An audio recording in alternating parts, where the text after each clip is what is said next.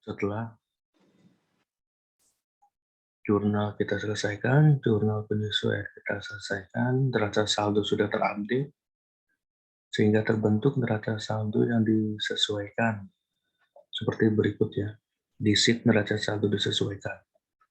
Dengan nilai debitnya 897.296, kreditnya 897.296. Selanjutnya kita menuju ke laporan keuangan, dimulai dari laporan laba rugi.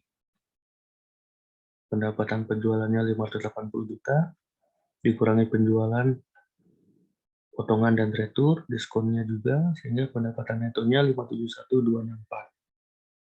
Bagian ini yang warna merah tidak digunakan karena kita menggunakan metode perpetual, sedangkan ini digunakan jika metodenya periodik.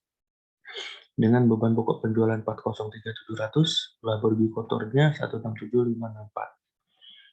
Ditambah pendapatan usaha lainnya 5 juta dan beban usahanya secara keseluruhan adalah 9608, laba rugi usahanya menjadi 81.96.000. Dari angka laba rugi ini kita masuk ke laporan saldo laba. Dengan membawa laporan laba rugi tersebut 8196 dikurangi dengan FIFO senilai 11 juta, sehingga saldo laba akhirnya menjadi 70.956. Nilai ini akan masuk ke neraca sini ya, 70.956.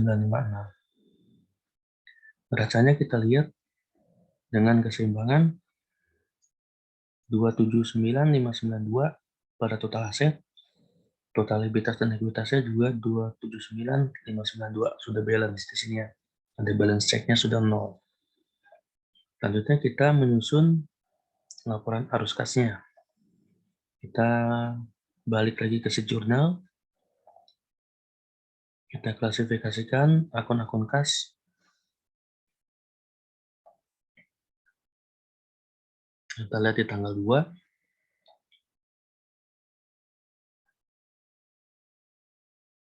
Tanggal 2 terkait pembelian barang.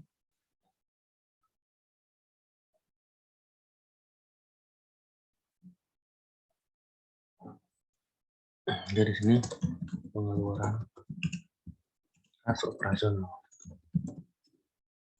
Untuk teman-teman ketahui di sini sudah di link sehingga langsung masuk ke laporan arus kas. Kita cari lagi di akun-akun kasnya tanggal 6. Sama transaksi terkait pengeluaran kas operasional. Lanjut tanggal 8. Sama terkait pelunasan utang, pengeluaran kas operasional. Di tanggal 12 merupakan kas hasil penagihan, sehingga di sini adalah penerimaan kas operasional.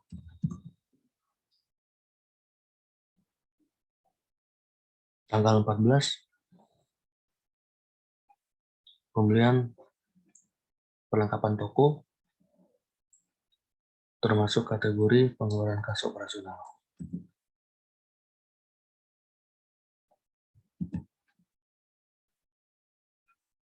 Pembelian persediaan pengeluaran kas operasional, beban gaji dan upah pengeluaran operasional. Kita lihat laporan arus kasnya. Data yang terdampak dari transaksi ilustrasi kali ini hanya berkaitan dengan arus kas transaksi operasional, di mana penerimaannya setelah dikumulatifkan 5,48 juta di sisi penerimaan kas, dengan pengeluaran kas operasionalnya 22,14 juta. Arus kas netonya adalah minus 16.656. Ditambah dengan saldo kas awal periode 53558, ini merupakan saldo awal dari bulan Desember atau saldo akhir di 30 November. Haruskah kita cek di neraca sudah balance, sudah tidak ada masalah, sudah sesuai, sehingga kita simpulkan di laporan neracanya asetnya 279.592, liabilitas dan ekuitasnya 279.592. Sudah tercapai posisi keseimbangan dengan balance check di sini sudah 0. Selanjutnya adalah terkait neraca saldo penutupan.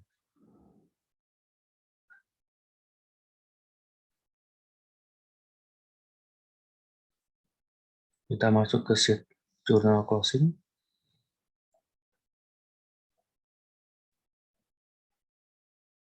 Kita masukkan tanggal 31. Ya.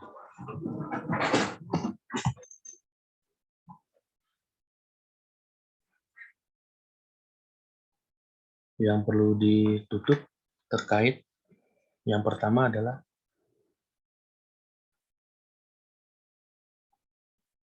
pendapatan pada ikhtisar laba rugi ya. Kita tutup akun-akun pendapatan terlebih dahulu. Patokannya di neraca saldo atau di laporan keuangan juga bisa. Nah, sini 580 kita tutup ya. Masuk ke sheet journal closing. Di sini 401. Nilainya kita ambil di sini.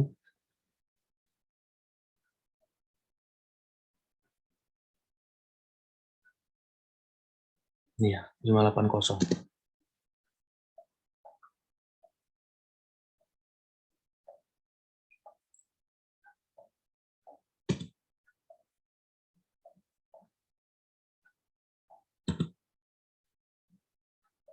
Pada ikhtisar laba rugi 801. Seperti 801. Nilainya sama ya.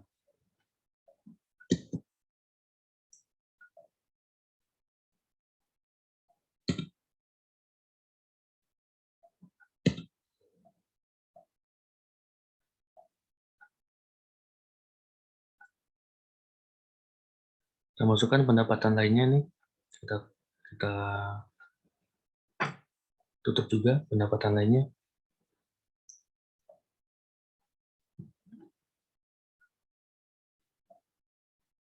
425. Soal ini 425.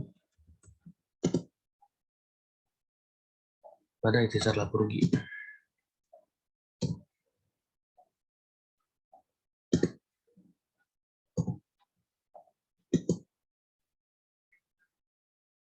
Setelah pendapatan sudah kita close,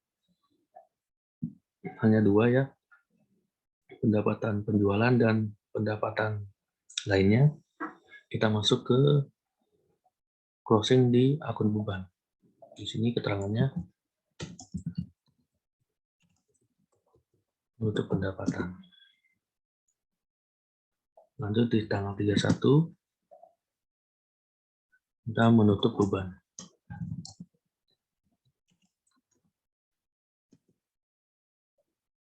Akunnya adalah ikhtisar laba rugi. Baru selanjutnya kita masukkan beban-bebannya. Kita lihat di sini. Kita mulai dari sini.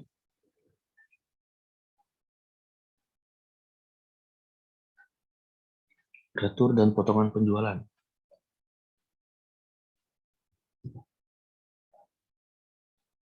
Ya. Terusnya diskon penjualan. Nilainya kita masukkan di kredit. Diskon penjualan juga masukkan di kredit.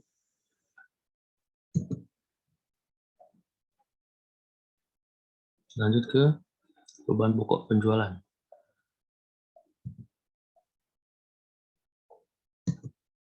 Beban penjualan. Nilainya masukkan di kredit.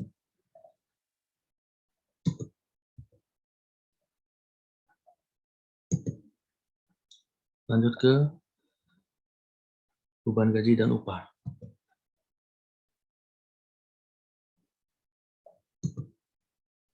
Masukkan di kredit. Lanjut ke beban perlengkapan. Masukkan di kredit senilai 6,5 juta. Selanjutnya beban penyusutan peralatan, beban penyusutan gedung, masukkan nilai di kredit.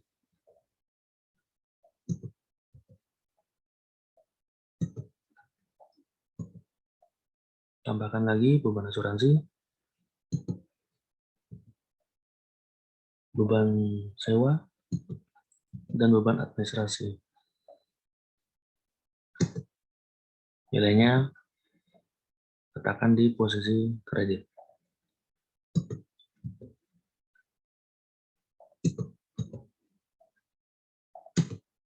Setelah beban semua sudah dimasukkan di jurnal closing, kita cek kembali, jangan sampai ada yang tidak di-close di bagian pendapatan dan beban. Setelah semuanya masuk, kita jumlahkan menjadi satu di ikhtisar laba rugi.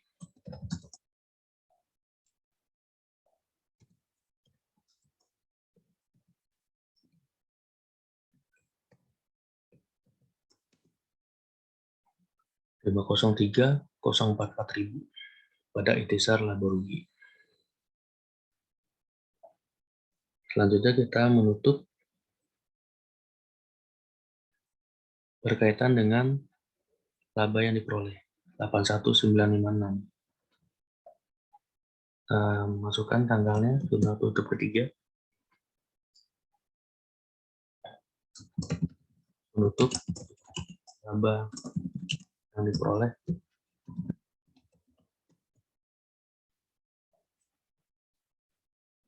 Akunnya adalah ikhtisar laba rugi 801 pada modal ini, pada modal dan akunnya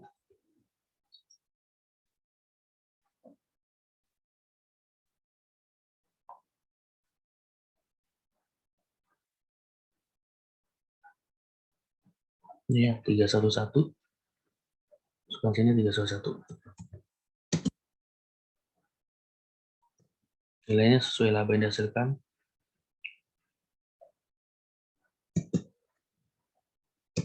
Rp81.956. Selanjutnya berkaitan dengan periode,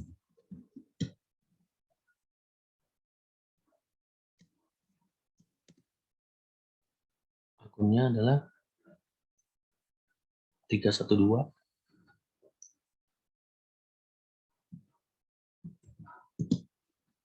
Di sininya adalah 311. Masukkan nilai previewnya 11 juta.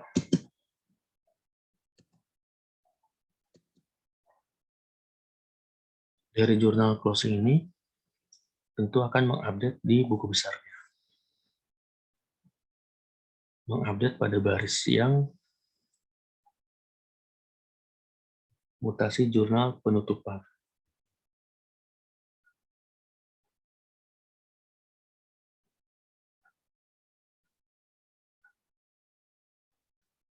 Sini ya, mutasi jurnal penutupan.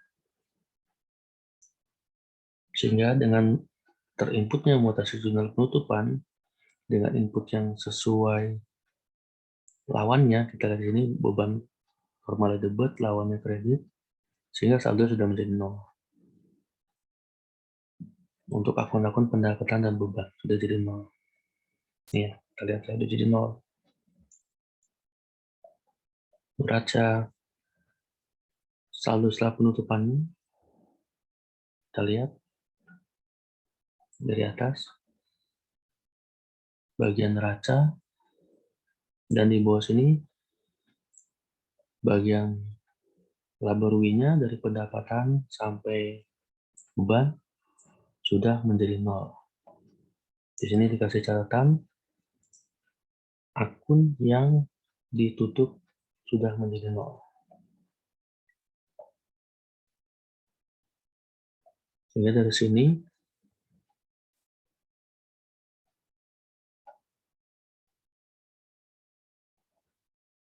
Terbentuklah neraca setelah penutupan dengan total asetnya 279.592.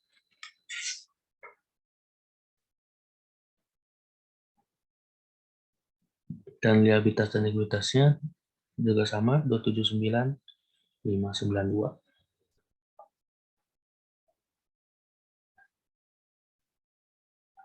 Untuk memperjelas pemahaman, kita bisa gunakan neraca lajur di sini. Sudah di-link-kan secara otomatis. Kolom C dan D merupakan neraca saldonya. Jumlah penyelesaian di kolom E dan F. Q dan H adalah neraca saldo disesuaikan. Kolom I dan J berkaitan dengan nilai-nilai laba rugi. Di sini. Dengan selisihnya merupakan laba sebesar 81.956 sesuai dengan laporan laba ruginya 81.956. Dan kolom K dan L adalah akun-akun yang terkaitan dengan neraca dengan selisih yang sama dengan laba rugi 81.956 dan sudah menunjukkan balance ditandai dengan balance check-nya sudah 0. Demikian pemaparan pada kesempatan kali ini. Sampai jumpa di materi-materi berikutnya.